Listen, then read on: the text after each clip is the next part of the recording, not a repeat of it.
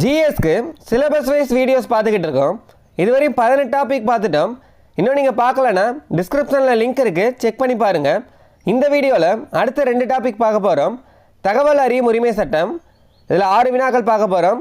பெண்களுக்கு அதிகாரம் அளித்தல், இதில் 39 வினாக்கள் இருக்குது. மொத்தமாக 45 வினாக்கள் இந்த வீடியோவில் பார்க்க போகிறோம். ஸோ ஸ்கிப் பண்ணாமல் கடைசி வரையும் பாருங்கள். டெலகிராமில் இன்னும் நீங்கள் ஜாயின் பண்ணிக்கோங்க. டெலகிராம் லிங்க்கும் டிஸ்கிரிப்ஷனில் இருக்குது. தகவல் அறியும் உரிமை சட்டம் பாராளுமன்றத்தில் நிறைவேற்றப்பட்ட ஆண்டு. தகவல் அறியும் உரிமை சட்டம் பாராளுமன்றத்தில் நிறைவேற்றப்பட்ட ஆண்டு எப்போனா அக்டோபர் 12, 2005. இது முக்கியமான வினா. மக்களவையில் ஒப்புதல் பெற்ற ஆண்டு எப்போன்னு கேட்டாங்கன்னா மே 11. மக்களவையில் ஒப்புதல் பெற்ற ஆண்டு எப்போன்னு கேட்டாங்கன்னா மே 11. இதே மாநிலங்களவையில் ஒப்புதல் பெற்ற ஆண்டு எப்போன்னு கேட்டாங்கன்னா மே 12, 2005. அடுத்தது குடியரசுத் தலைவர்கிட்ட ஒப்புதல் பெற்ற ஆண்டு எப்போன்னு கேட்டாங்கன்னா ஜூன் 15. தகவல் அறியும் உரிமை சட்டம் நிறைவேற்றப்பட்ட ஆண்டு அல்லது நடைமுறைக்கு வந்த ஆண்டு எப்போன்னு கேட்டாங்கன்னா அக்டோபர் 12, 2005. இந்த கொஸ்டினையே 5 விதமாக கேட்கலாம். தகவல் அறியும் உரிமை சட்டம் மக்களவையில் ஒப்புதல் பெற்ற ஆண்டு எப்போன்னு கேட்டாங்கன்னா மே 11, 2005. தகவல் அறியும் உரிமை சட்டம் மாநிலங்களவையில் ஒப்புதல் பெற்ற ஆண்டு எப்போன்னு கேட்டாங்கன்னா மே 12, 2005. அடுத்த நாள். தகவல் அறியும் உரிமை சட்டம் குடியரசுத் தலைவரின் ஒப்புதல் பெற்ற ஆண்டு எப்போன்னு கேட்டாங்கன்னா ஜூன் 15, 2005. நடைமுறைக்கு வந்த ஆண்டு எப்போன்னு கேட்டாங்கன்னா அக்டோபர் 12, 2005. தகவல் அறியும் உரிமை சட்டத்தை நடைமுறைப்படுத்திய நாடுகளில் இந்தியா எத்தனையாவது நாடுனா 55வது நாடு. முதல் நாடு எதுன்னு கேட்டாங்கன்னா ஸ்வீடன். அறிமுகம் செஞ்ச நாடு எதுனா ஸ்வீடன் தான். இதில் 55வது நாடு தான் இந்தியா. தகவல் அறியும் உரிமை சட்டப்படி எத்தனை நாட்களுக்குள் தகவல் வழங்க வேண்டும்? 30 நாட்களுக்குள். தகவல் அறியும் உரிமை சட்டப்படி எத்தனை நாட்களுக்குள் தகவல் வழங்க வேண்டும்னா 30 நாட்களுக்குள். பின்வரும் எந்த இயக்கம் இந்தியாவில் தகவல் அறியும் உரிமை பிரச்சார துவக்கத்திற்கு பொறுப்புடையது அப்படின்னு கேட்டிருக்காங்க. தகவல் அறியும் உரிமை பிரச்சார துவக்கத்திற்கு பொறுப்புடையது எந்த இயக்கம் அப்படின்னு கேட்டிருக்காங்க. மஸ்தூர் கிசான் சக்தி சங்கதன். முதலில் தகவல் பெறும் உரிமையை அறிமுகம் செய்த நாடு ஸ்வீடன். இது இப்போ தான் பார்த்தோம். முதலில் தகவல் பெறும் உரிமையை அறிமுகம் செய்த நாடு எதுனா ஸ்வீடன். இந்தியா எத்தனையாவது நாடுனா 55வது நாடு. தகவல் உரிமை சட்டம் குடியரசுத் தலைவரின் ஒப்புதல் பெற்ற ஆண்டு ஜூன் 15, 2005. தகவல் உரிமை சட்டம் குடியரசுத் தலைவரின் ஒப்புதல் பெற்ற ஆண்டு எப்போனா ஜூன் 15, 2005. மக்களவைன்னு கேட்டாங்கன்னா மே 11. மாநிலங்களவைன்னு கேட்டாங்கன்னா மே 12. குடியரசுத் தலைவரின் ஒப்புதல் கேட்டாங்கன்னா ஜூன் 15. நடைமுறைப்படுத்தப்பட்ட ஆண்டு எப்போன்னு கேட்டாங்கன்னா அக்டோபர் 12. இது எல்லாமே 2005 தான். தகவல் அறியும் உரிமை என்ற ஆவணம் முதலாக எந்த அமைப்பில் இருந்தது?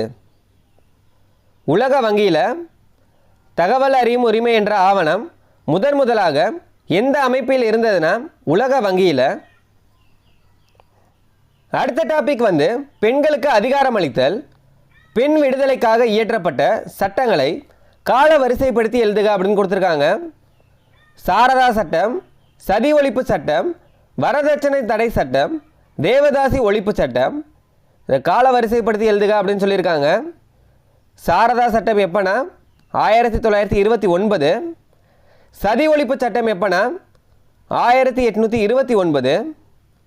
வரதட்சணை தடை சட்டம் 1961. தேவதாசி ஒழிப்பு சட்டம் 1947.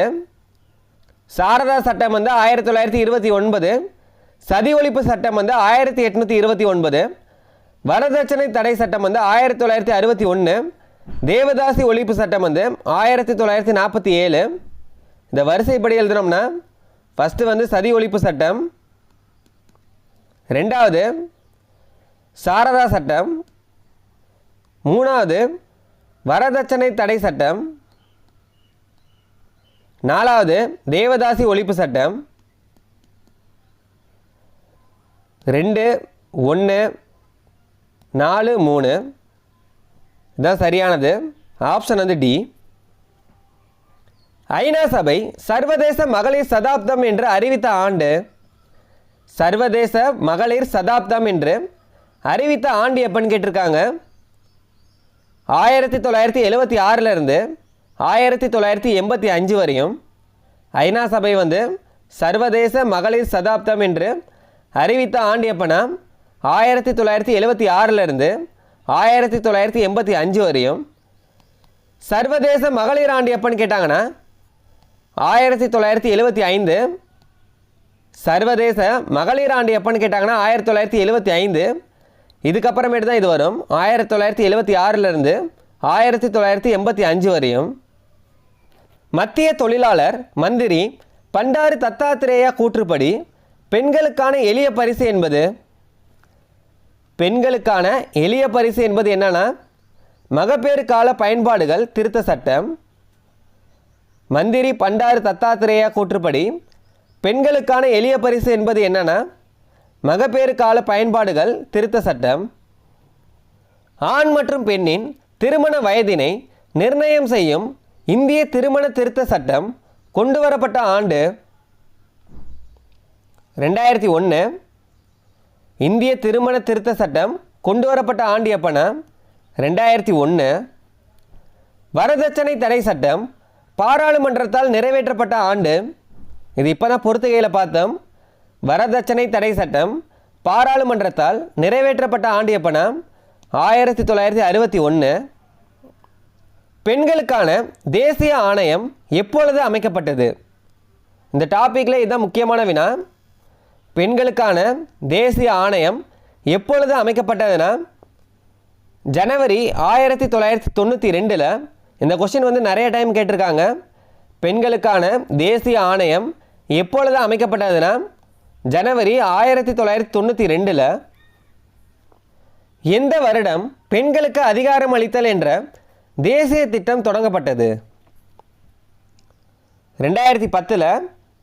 பெண்களுக்கு அதிகாரம் அளித்தல் என்ற தேசிய திட்டம் தொடங்கப்பட்ட ஆண்டு எப்பனா 2010. கூற்று காரணம் கொடுத்துருக்காங்க. கூற்று ஒரு நிலை நெருக்கடி மையம் வன்முறையால் பாதிக்கப்பட்ட 18 வயதுக்கு மேற்பட்ட அனைத்து பெண்களுக்கும் உதவுகிறது. கூற்று வந்து தவறு தான்.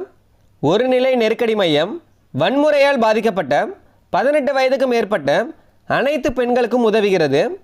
கூற்று வந்து தவறு தான். அதுக்கான காரணம் கொடுத்துருக்காங்க. 18 வயதுக்கு குறைவான பெண் குழந்தைகளுக்கு சிறார் நீதி சட்டம் மற்றும் போக்சோ சட்டம் 2012 மூலம் நிறுவப்பட்ட நிறுவனங்களும் அதிகாரிகளும் உதவுவர். காரணம் வந்து சரிதான். கூற்று வந்து தவறு, காரணம் வந்து சரி. ஆப்ஷன் வந்து பி. ஏ தவறு, ஆர் வந்து சரி. பெண்களின் பயிற்சி மற்றும் வேலை வாய்ப்புக்காக ஆதரவு என்ற திட்டம் அறிமுகப்படுத்தப்பட்ட ஆண்டு 1986 1987. பெண்களின் பயிற்சி மற்றும் வேலை வாய்ப்புக்காக ஆதரவு என்ற திட்டம் அறிமுகப்படுத்தப்பட்ட ஆண்டு எப்பனா 1986 1987. அனைத்து தரப்பு பெண்களின் முழுமையான மேம்பாட்டுக்காக பணி செய்யும் நல அமைப்பு. மாநில பெண்கள் வள மையம் தான் சரியானது. அனைத்து தரப்பு பெண்களின் முழுமையான மேம்பாட்டுக்காக பணி செய்யும் நல அமைப்பு எதுனா மாநில பெண்கள் வள மையம். கிராமப்புற பெண்கள் பொருளாதார ரீதியில் அதிகாரம் அடைதலுக்கென ஸ்திரீ சக்தி திட்டம் எந்த மாநில அரசால் அறிமுகப்படுத்தப்பட்டது? இது முக்கியமானது. ஸ்திரீ சக்தி திட்டம் எந்த மாநில அரசால் அறிமுகப்படுத்தப்பட்டதுன்னா கர்நாடக மாநில அரசால். பாராளுமன்றம் மற்றும் சட்டசபையில் பெண்களுக்கான 33% இடஒதுக்கீட்டிற்கான மசோதா முதலில் எந்த பிரதம மந்திரியின் காலத்தில் அறிமுகப்படுத்தப்பட்டது அப்படின்னு கேட்டிருக்காங்க. தேவகவுடா. பாராளுமன்றம் மற்றும் சட்டசபையில் பெண்களுக்கான 33% இடஒதுக்கீட்டிற்கான மசோதா முதலில் எந்த பிரதம மந்திரியின் காலத்தில் அறிமுகப்படுத்தப்பட்டதுன்னா தேவகவுடா காலத்தில். கீழ்கண்டவற்றில் நெருக்கடியான சூழ்நிலையில் இருக்கும் மகளிருக்காக கொண்டு வரப்பட்ட திட்டம் எதுன்னு கேட்டிருக்காங்க. ஸ்வதார் திட்டம். இது எப்போ கொண்டு வரப்பட்டதுன்னா 2002. நெருக்கடியான சூழ்நிலையில் இருக்கும் மகளிருக்காக கொண்டு வரப்பட்ட திட்டம் எதுனா ஸ்வதார் திட்டம். எப்போனா 2002. அடுத்தது பொறுத்துக்க கொடுத்துருக்காங்க. பெண்களுக்கான தேசிய திட்ட செயல்பாடு 1976. பெண்களுக்கான தேசிய திட்ட செயல்பாடு வந்து 1976. தேசிய பெண்கள் சட்டத்திற்கான ஆணையம் 1990. உடன்கட்டை ஏறுதல் தடுப்பு சட்ட ஆணையம் 1987. பெண்கள் தகாத முறையில் பிரசுரித்தல் சட்டம் 1986. இது தனித்தனியாக எழுதிக்கோங்க. பெண்களுக்கான தேசிய திட்ட செயல்பாடு வந்து 1976. தேசிய பெண்கள் சட்டத்திற்கான ஆணையம் 1990. உடன்கட்டை ஏறுதல் தடுப்பு சட்ட ஆணையம் 1987. பெண்களை தகாத முறையில் பிரசுரித்தல் சட்டம் 1986. 2143. ஆப்ஷன் வந்து ஏ. பெண் குழந்தைகளுக்காக அதிக வட்டி கிடைக்கக்கூடிய வங்கி கணக்கில் முடிந்த அளவிற்கு வைப்பு தொகை செலுத்தும் திட்டத்தின் பெயர் என்னன்னு கேட்டிருக்காங்க. சுகன்யா சம்ரிதி திட்டம். இது முக்கியமானது. பெண் குழந்தைகளுக்காக அதிக வட்டி கிடைக்கக்கூடிய வங்கி கணக்கில் முடிந்த அளவிற்கு வைப்பு தொகை செலுத்தும் திட்டம் என்னன்னா சுகன்யா சம்ரிதி திட்டம். அடுத்தது பொறுத்துக்க கொடுத்துருக்காங்க. மகப்பேறு நல உதவி திட்டம் இந்திரா காந்தி. மகப்பேறு நல உதவி திட்டம் வந்து இந்திரா காந்தி. வளரினம் பெண்கள் மேம்பாட்டு திட்டம் ராஜீவ் காந்தி. வளரினம் பெண்கள் மேம்பாட்டு திட்டம் வந்து ராஜீவ் காந்தி. இலவச தையல் இயந்திரம் வழங்கும் திட்டம் சத்தியவாணி முத்து அம்மையார். இலவச தையல் இயந்திரம் வழங்கும் திட்டம் வந்து சத்தியவாணி முத்து அம்மையார். கணவரற்ற பெண்களுக்கு திருமண நிதி உதவி திட்டம் அன்னை தெரசா. இது அப்படியே தலைகீழ கொடுத்துருக்காங்க. 4321. சுய உதவி குழுக்கள் வங்கி இணைப்பு திட்டம் ஆரம்பிக்கப்பட்ட ஆண்டு. சுய உதவி குழுக்கள் வங்கி இணைப்பு திட்டம் ஆரம்பிக்கப்பட்ட ஆண்டு எப்போனா 1992. பெண்களுக்கு அதிகாரம் அளித்தல் கொள்கை கீழ்கண்டவற்றுள் எவை செலுத்துகிறது அப்படின்னு கேட்டிருக்காங்க. பெண்களுக்கு அதிகாரம் அளித்தல் கொள்கை கீழ்கண்டவற்றில் எவை செலுத்துகிறது அப்படின்னு கேட்டிருக்காங்க. வறுமை ஒழிப்பு. இது சரிதான். சிறிய அளவில் கடன் வழங்குதல். இதுவும் சரிதான். பெண்கள் மற்றும் பொருளாதார மேம்பாடு. இதுவும் சரிதான். இதில் 3மே சரிதான். 1, 2 மற்றும் 3 சரி. பின்வரும் திட்டங்களில் ஏழை கர்ப்பிணி பெண்களுக்கிடையே நிறுவன ரீதியான பிரசவத்தை ஊக்குவித்து அதன் மூலம் தாய் மற்றும் பிறந்த குழந்தை இறப்பை குறைக்கும் நோக்கத்துடன் செயல்படுத்தும் திட்டம் ஜனனி சுரக்ஷா யோஜனா திட்டம். பின்வரும் திட்டங்களில் ஏழை கர்ப்பிணி பெண்களுக்கிடையே நிறுவன ரீதியாக பிரசவத்தை ஊக்குவித்து அதன் மூலம் தாய் மற்றும் பிறந்த குழந்தை இறப்பை குறைக்கும் நோக்கத்துடன் செயல்படுத்தும் திட்டம் எதுனா ஜனனி சுரக்ஷா யோஜனா திட்டம். தசசூத்ரா என்பது சுய உதவி குழுக்களின் 10 கொள்கைகள். தசசூத்ரா என்பது என்னன்னா சுய உதவி குழுக்களின் 10 கொள்கைகள். அடுத்தது பொறுத்துக்க கொடுத்துருக்காங்க. பிரிவு 45 இலவச மற்றும் கட்டாய கல்வி. பிரிவு 45 வந்து இலவச மற்றும் கட்டாய கல்வி. குழந்தைகள் தினம் இது தெரியும், நவம்பர் 14. வரதட்சணை தடுப்பு சட்டம் 1961. குறுகிய கால இல்லங்கள் பெண்கள் மறுசீரமைப்பு இடம். இந்த பொறுத்துக்க வந்து ஈஸி தான். பிரிவு 45 வந்து இலவச மற்றும் கட்டாய கல்வி. குழந்தைகள் தினம் வந்து நவம்பர் 14.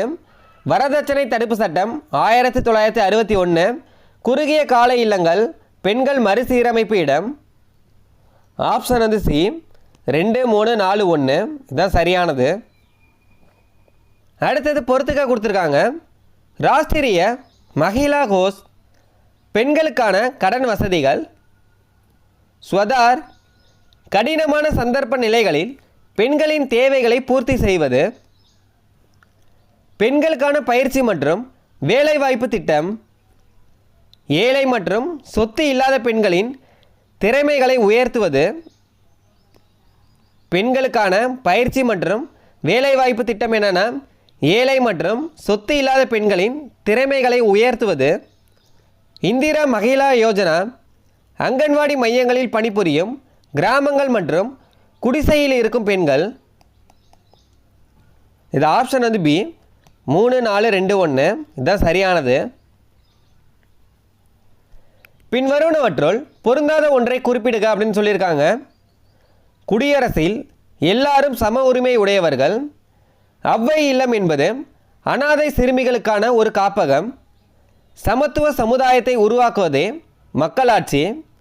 இந்தியாவின் முதல் பெண் மருத்துவர் டாக்டர் முத்துலட்சுமி ரெட்டி. இதில் பொருந்தாது என்னன்னா இது மூணுமே சேமாக இருக்குது. பொருந்தாது வந்து அவ்வை இல்லம் என்பது அனாதை சிறுமிகளுக்கான ஒரு காப்பகம். இதுதான் பொருந்தாதது. பிரசவ கால பயனூறு சட்டம் இயற்றப்பட்ட ஆண்டு 1961. பிரசவ கால பயனூறு சட்டம் இயற்றப்பட்ட வருடம் எப்பனா 1961. இந்திய அரசாங்கத்தால் எப்பொழுது கர்ப்ப சட்டம் இயற்றப்பட்டது? 1971. பிரசவ கால பயனூறு சட்டம் எப்போன்னு கேட்டாங்கன்னா 1961. கர்ப்ப சட்டம்னு கேட்டாங்கன்னா 1971. விதவைகள் மறுமண சட்டம் நிறைவேற்றப்பட்ட ஆண்டு. விதவைகள் மறுமண சட்டம் நிறைவேற்றப்பட்ட ஆண்டு எப்பனா கிபி 1856. காலமுறைப்படி வரிசைப்படுத்துக அப்படின்னு சொல்லியிருக்காங்க. குழந்தை திருமண தடை சட்டம், வரதட்சணை தடை சட்டம், சதி தடை சட்டம், விபச்சார தடை சட்டம். இதில் வரதட்சணை தடை சட்டம் நமக்கு தெரியும் 1961. குழந்தை திருமண தடை சட்டம் 2006. சதி தடை சட்டம் 1987. விபச்சார தடை சட்டம் 1956. இதை வரிசைப்படி எழுதுனோம்னா 1956 இதுதான் ஃபஸ்ட்டு இருக்குது. 1962, அடுத்தது 1987, அதுக்கு அடுத்தது 2006. ஆப்ஷன் வந்து பி 4 2 3 1 இதுதான் சரியானது. எந்த வயதிற்கு பின் திருமணம் செய்யும் பெண்களுக்கு சிறப்பு வெகுமதி அளிக்கப்படும் அப்படின்னு கேட்டிருக்காங்க. 21 வயது. எந்த வயதிற்கு பின் திருமணம் செய்யும் பெண்களுக்கு சிறப்பு வெகுமதி அளிக்கப்படும்னா 21 வயது. அடுத்தது பொறுத்துக்க கொடுத்துருக்காங்க. மாநில மகளிர் ஆணையம். மாநில மகளிர் ஆணையம் வந்து பாலின பிரச்சனைகளை கையாளுவது. மாநில பெண்கள் வள மையம் பெண்களுக்கான முழுமையான அதிகாரமளித்தல். ஒரு நிறுத்த நெருக்கடி மையம் பாதிக்கப்பட்ட பெண்களுக்கு பாதுகாப்பு அளிப்பது. பெண்கள் உதவி தொலைபேசி தொடர்பு எண் அவசர நேரத்தில் பெண்களுக்கு உதவுவது. இது அப்படியே தலைகீழ கொடுத்துருக்காங்க. 4 3 2 1. மாநில மகளிர் ஆணையம் வந்து பாலின பிரச்சனைகளை கையாளுவது. மாநில பெண்கள் வள மையம் வந்து பெண்களுக்கான முழுமையான அதிகாரம் அளித்தல். ஒரு நிறுத்த நெருக்கடி மையம் பாதிக்கப்பட்ட பெண்களுக்கு பாதுகாப்பு அளிப்பது. பெண்கள் உதவி தொலைபேசி தொடர்பு எண் அவசர நேரத்தில் பெண்களுக்கு உதவுவது. எந்த ஆண்டு பாராளுமன்றம் குடும்ப வன்முறை பெண்கள் பாதுகாப்பு சட்டத்தை இயற்றியது? 2005. எந்த ஆண்டு பாராளுமன்றம் குடும்ப வன்முறை பெண்கள் பாதுகாப்பு சட்டத்தை இயற்றியதுன்னா 2005. பின்வருவனவற்றுள் பெண்கள் அதிகாரப்படுத்துதலுடன் தொடர்புடையது அல்ல அப்படின்னு கேட்டிருக்காங்க. அதாவது தொடர்பு இல்லாத எது அப்படின்னு கேட்டிருக்காங்க. கேரிங்ஸ். இந்திய பெண்கள் சங்கத்தின் செய்தித்தாளின் பெயர் ஸ்திரீ தர்மம். இந்திய பெண்கள் சங்கத்தின் செய்தித்தாளின் பெயர் வந்து ஸ்திரீ தர்மம். ஜனனி சுரக்ஷா திட்டத்தின் முக்கிய குறிக்கோள் என்னன்னு கேட்டிருக்காங்க. மகப்பேறு காலம் மற்றும் சிசு இறப்பை குறைப்பது. இதுதான் குறிக்கோள்.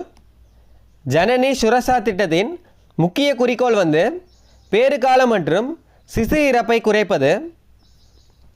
பின்வருவனவற்றுள் எத்திட்டம் மகளிரின் சேமிப்பை ஊக்குவிப்பதற்காக அமைக்கப்பட்டது அப்படின்னு கேட்டிருக்காங்க. மகிழா சமரிதி மகளிரின் சேமிப்பை ஊக்குவிப்பதற்காக அமைக்கப்பட்ட திட்டம் எதுனா மகிழா சமரிதி திட்டம். கீழ்கண்டவற்றுள் எது பேட்டி பச்சோ பேட்டி பாத்தோ என்னும் ஒன்றிய அரசின் திட்டத்தின் நோக்கம் கிடையாது அப்படின்னு கேட்டிருக்காங்க. நோக்கம் எது இல்லாது அப்படின்னு கேட்டிருக்காங்க. 1 பாலின அடிப்படையிலான தேர்வு நீக்கத்தினை தடை செய்தல். 1 சரிதான். பாலின அடிப்படையிலான தேர்வு நீக்கத்தினை தடை செய்தல் 1 சரிதான். பெண் குழந்தைகளின் வாழ்வு மற்றும் பாதுகாப்பினை உறுதி செய்தல் 2 சரியானதான். பெண் குழந்தைகளின் கல்வி மற்றும் பங்கேற்பினை உறுதி செய்தல் 3 சரிதான். 4 சம்பந்தப்பட்ட பெண் குழந்தையின் பெயரில் நிரந்தர வைப்பு தொகையை ஏற்படுத்துதல். இதான் நோக்கம் கிடையாது. இல்லை நோக்கம் இல்லாது எதுன்னு தான் கேட்டிருக்காங்க. சம்பந்தப்பட்ட பெண் குழந்தையின் பேரில் நிரந்தர வைப்பு தொகையை ஏற்படுத்துதல் இதுதான் கிடையாது.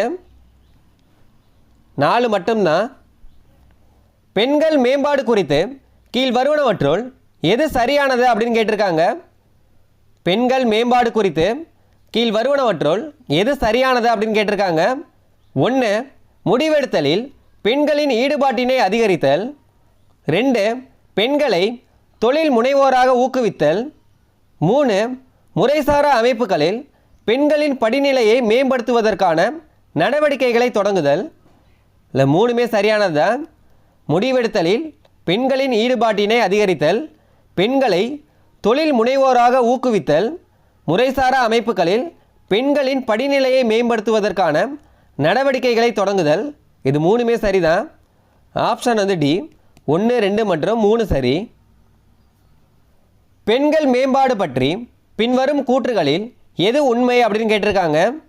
1 பிரதம மந்திரி முத்ரா யோஜனா மற்றும் ஸ்டாண்ட் அப் இந்தியா திட்டம் முதலியவை. இல்லை 1 சரிதான். பிரதம மந்திரி முத்ரா யோஜனா மற்றும் ஸ்டாண்ட் அப் இந்தியா திட்டம் முதலியவை. இல்லை 1 சரிதான். 2 விவசாயிகள் மற்றும் கிராமப்புற மேம்பாடு முயற்சிகள் மற்றும் சமீபத்தில் அறிவிக்கப்பட்ட பிரதான் மந்திரி கிருஷி சிஞ்சாயி யோஜனா 2 தவறு. பிரதான் மந்திரி கிருஷி சிஞ்சாயி யோஜனா விவசாயிகளுக்கான திட்டம். இல்லை பெண்கள் மேம்பாடு பற்றி தான் சொல்லியிருக்காங்க. இல்லை 2 தான் தவறானது. 3 பெண்கள் மற்றும் குழந்தைகள் மேம்பாட்டு அமைச்சகத்தால் செயல்படுத்தப்படும் உஜ்வாலா திட்டங்கள் ஒரு நிரந்தர மையம் மற்றும் பாலின பட்ஜெட். இது 3வதும் பெண்கள் மேம்பாடு பற்றியது தான். இல்லை என்ன கேட்டிருக்காங்கன்னா பின்வரும் கூற்றுகளில் எது உண்மை தான் கேட்டிருக்காங்க, தவறானது எதுன்னு கேட்கல. இப்போ உண்மையானது எதுனா 1, 3 தான். ஆப்ஷன் பி 1 மற்றும் 3 சரியானது. ஜனனி சுரக்ஷா யோஜனா என்பது இது ஏற்கனவே பார்த்துட்டோம், மகப்பேறு பாதுகாப்பு திட்டம். ஜனனி சுரக்ஷா யோஜனா தொடர்புடைய வாக்கியங்களை கருத்தில் கொண்டு சரியான விடையை தேர்ந்தெடுக்கவும் அப்படின்னு கொடுத்துருக்காங்க. 3 வாக்கியங்கள் கொடுத்துருக்காங்க. 1 மகப்பேறு இறப்பு விகிதம் மற்றும் குழந்தை இறப்பு விகிதத்தை குறைப்பதற்காக ஏற்படுத்தப்பட்ட திட்டம் 1 சரிதான். 2 100% மத்திய அரசால் நிதி உதவி 2 சரிதான். 3 100% மாநில அரசால் நிதி உதவி 3 தவறானது. மத்திய அரசால் தான் நிதி உதவி. இல்லை 1, 2 தான் சரியானது. ஆப்ஷன் ஏ 1 மற்றும் 2 சரி.